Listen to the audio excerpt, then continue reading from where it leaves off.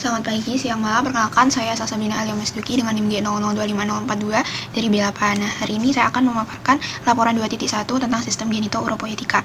Nah, yang pertama, untuk laporan pertama dari 3 laporan itu ini ada anatomi tentang penis. Nah, penis sendiri itu memiliki glans penis, yaitu penutupnya ini yang seperti ini. Nah, nanti dia akan homolog dengan glans klitoris yang dipunyai oleh wanita. Kemudian untuk fungsinya sendiri dia untuk alat kopulasi. Nah, di penis ini ada 2 pars, yaitu pars fixa dan juga pars libera. Kalau pars fixa itu terdiri dari bulbus penis yang tengah yang seperti membulat ini, kemudian ada crus penis yang diantaranya bulbus penis. Kemudian untuk pars libera itu ada corpus spongiosum penis dan juga corpora cavernosa penis. Nah, untuk corpus spongiosum penis itu dia akan untuk saluran dari sperma itu akan keluar. Kemudian kalau corpora cavernosa penis itu nanti dia akan itu kayak tempat erektil gitu, nanti dia bisa membesar dan menegang. Kemudian untuk uretra untuk penis sendiri itu ada beberapa bagian, ada bagian di prostatik, kemudian ada yang membranous, kemudian juga spongiosa. Spongiosa itu yang dari ini salurannya, kemudian kalau membranous di sekitar sini, kalau prostat di sekitarnya kelenjar prostat. Kemudian ada skrotum. Untuk anatomi skrotum dia punya beberapa lapisan, ada 9 lapisan. Yang pertama ada kulit dari skrotum, kemudian ada fascia dartos, kemudian ada fascia spermatik eksternal, kemudian ada fascia cremasterica dan juga musculus cremasterica, kemudian ada fascia spermatica interna, terus ada tunica vaginalis bagian parietal, tunica vaginalis bagian visceral, kemudian ada tunica albuginiana dan juga tunica vasculosa. Nah, skrotum ini adalah yang membungkus dari testis. Kemudian untuk anatomi dari testis ini itu adalah bagian yang homolog dengan ovarium yang dimiliki oleh wanita.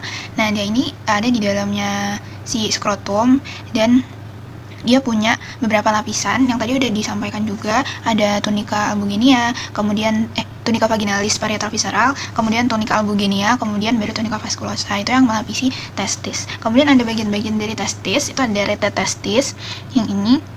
Kemudian ada lobulus dari testis. Kemudian testis ini juga di lateralnya ada epididymis, dia saluran yang nanti akan mematangkan sperma, kemudian melanjutkan sperma ke ductus lainnya.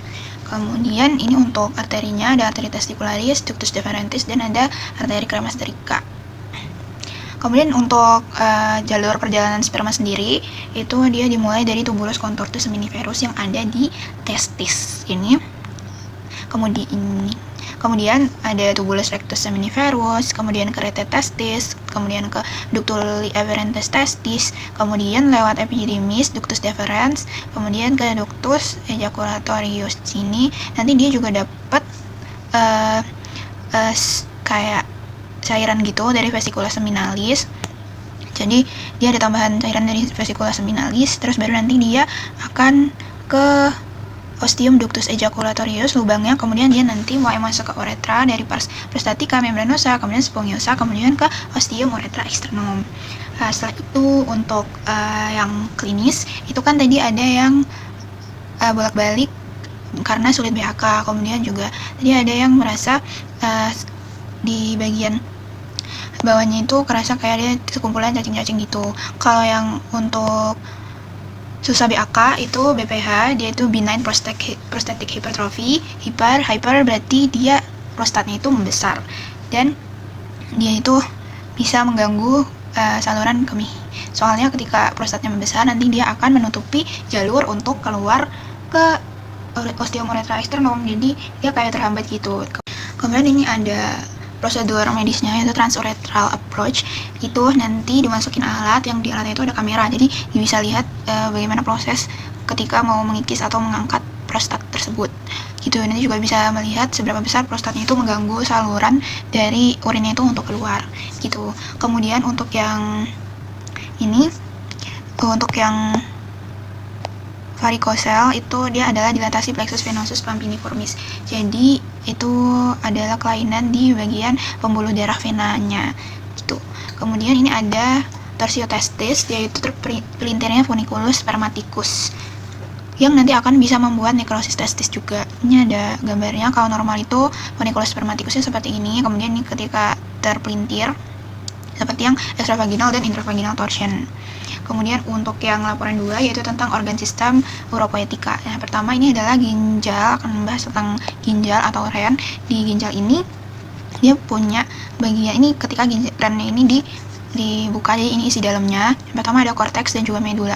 Kalau korteks nanti dia isinya adalah kolumna renalis seperti ini. Kemudian kalau medula atau pyramids itu nanti dia akan ada apex dari piramid, terus ada base dari piramidnya, kemudian nanti juga ada calyx mayor, ada calyx minor, kemudian nanti akan menuju ke pelvis renalis ya. Nanti itu juga akan calyx minor kemudian calyx mayor itu adalah jalur dari urin yang setelah selesai dari nefron untuk keluar ke pelvis renalis, kemudian ke ureter. Kemudian untuk posisinya sendiri ya, kalau ren itu yang lebih rendah itu yang kanan, karena yang kanan itu terkena desakan dari lobus hepatis. Kemudian ini letaknya yang sebelah kiri itu di toraks 12 sampai ke umbel 3, dan ini untuk topografinya. Nanti yang di atas ini akan dilekati sama glandula suprarenalis. Kemudian ini yang warna merah agak besar itu adalah hepar milik ren yang dextra. Kemudian ada duodenum yang coklat, ini duodenum pars descendens. Kemudian juga ada kolon, kemudian gaster, kemudian ada lien sebelah sinistra, kemudian pankreas dan jejunum di kemudian untuk fungsi dari ren sendiri itu adalah dia menyaring darah dengan sistem metabolit. Kemudian dia untuk filtrasi di glomerulus, kemudian atur keseimbangan pH, volume, kemudian untuk mensekresi hormon-hormon atau produksi hormon-hormon. Kemudian yang organ kedua adalah ureter, dia itu adalah saluran yang muskularis. Jadi dia itu akan menghantarkan urin dari ren, kemudian nanti dia akan lewat ureter, kemudian baru masuk ke vesika urinaria. Nah, ureter ini dia ada 3 bagian, yaitu ada uretropelvic junction, bifurcatio, dan juga bifurcatio arteria iliaca communis, karena dia itu berada di persilangan, kan arteria iliaca communis tuh kayak gini, dan dia berada di persilangannya arteria iliaca communis. Kemudian ada yang bagian menuju ke vesika urinaria. Kemudian itu adalah tempat yang rawan terjadi batu. Kemudian ini ada yang ketiga, vesika urinaria. Ini kalau letaknya di tempat perempuan itu nanti dia ada di tengah dia di depannya si rahim gitu.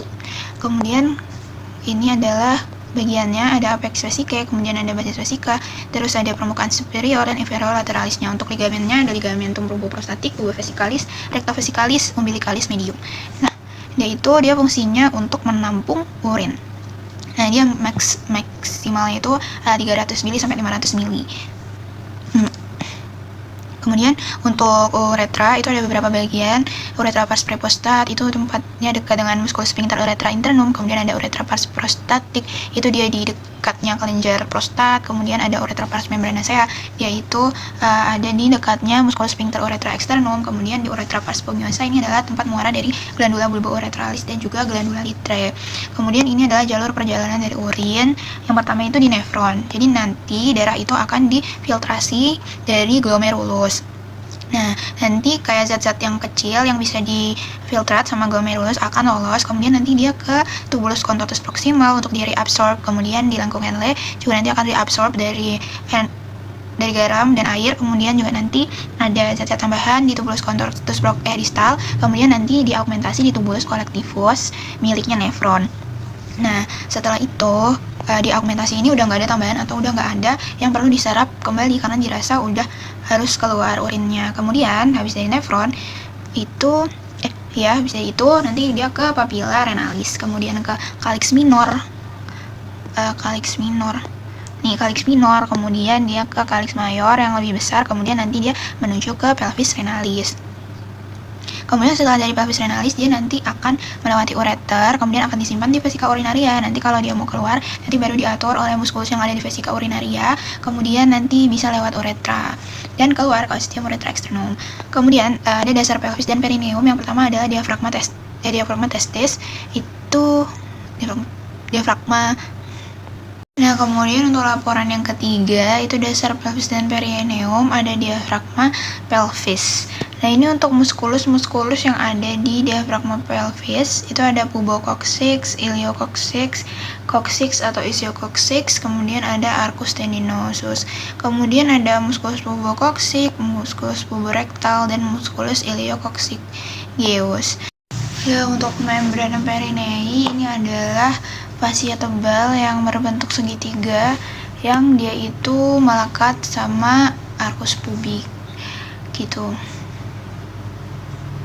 Nah, di atasnya nanti akan ada spatium Perinei profundum, yaitu ruangan yang lebih tipis. Nah, kemudian ada spatium Perinei profundum, ini ruang tipis yang ada di atasnya membrana Perinei. Nah, dia itu terdapat lembaran otot rangka. Nah, untuk yang perempuan sama laki-laki itu beda. Kalau yang perempuan nanti dia ada tambahan musculus kompresor dan juga sphincter uretrovaginalis. Kalau yang pria itu nanti dia cuma musculus sphincter urethra externum sama deep transverse perineal muscle. Kemudian kemudian ada regio urogenital dan regio anal. Nah, ini buat regio urogenitalnya itu letaknya pasti di depan. Ini contohnya vaginal opening itu di depan. Kemudian untuk aperture tempat masuk keluarnya itu di belakang. Kemudian ini ada lapisannya itu dari fascia urogenitalis superior, spatium perinei profunda, fascia urogenitalis inferior, spatium perinei superficialis. Kemudian ini ada pelvis pria dan wanita. Jadi pelvis pria dan wanita bedanya apa? Ini yang wanita itu dia lebih bulat, kemudian yang pria itu enggak terlalu bulat. Itu ya 80-85 derajat sampai 50-60 derajat. Nah, untuk aditus pelvisnya itu lebih bulat tadi, kemudian exitus pelvisnya dia lebih luas karena tentunya untuk persalinan juga. Oskoksiksnya lebih lentur yang wanita, kemudian untuk spina ischiadica itu tidak menonjol untuk yang wanita, kemudian tulang pelvisnya wanita itu tipis dan tidak kuat. Kalau yang pria berarti kebalikan dari yang wanita. Kemudian ini ada beberapa bentuk pelvis yang ada ideal untuk yang perempuan dan ideal untuk yang laki-laki. Kalau yang perempuan itu ginekoid soalnya dia lebih bulat, kemudian yang idealnya laki-laki itu yang android. Kemudian kalau yang antropoid itu dia lebih panjang ya, conjugata vera anatomika itu pada diafragmanya. Kemudian untuk yang platypeloid ini lebih pendek conjugata vera anatomikanya dibanding sama diameternya bukan diafragmanya. Ini bidang Hodge, ini bisa untuk mengetahui apakah kepala fetus itu udah bisa keluar atau belum, udah bisa melakukan persalinan atau belum. Itu ada bidang Hodge. Yang pertama itu dia setinggi aditus pelvis, kemudian yang kedua itu symphysis os pubis, kemudian spina ischiadica, kemudian yang bidang Hodge terakhir itu setinggi os coccygeus. Kemudian ini ada episiotomi, ini prosedur medis yang dia itu akan memotong bisa arah medial, bisa juga ke medio lateral. Ini fungsinya adalah untuk melebarkan jalur persalinan si kepala fetusnya. Nah, kalau misal dirasa nggak bisa, berarti harus dipotong medial dan mediolateral biar ketika fetusnya udah di ujung itu dia bisa keluar dan juga nggak merusak bagian dari punyanya si ibu ini. Jadi nanti nggak sobek dan juga nggak sulit ketika mau dicait lagi. Sudah, mungkin itu presentasi laporan 1, 2, 3 untuk blok 2.1. Terima kasih.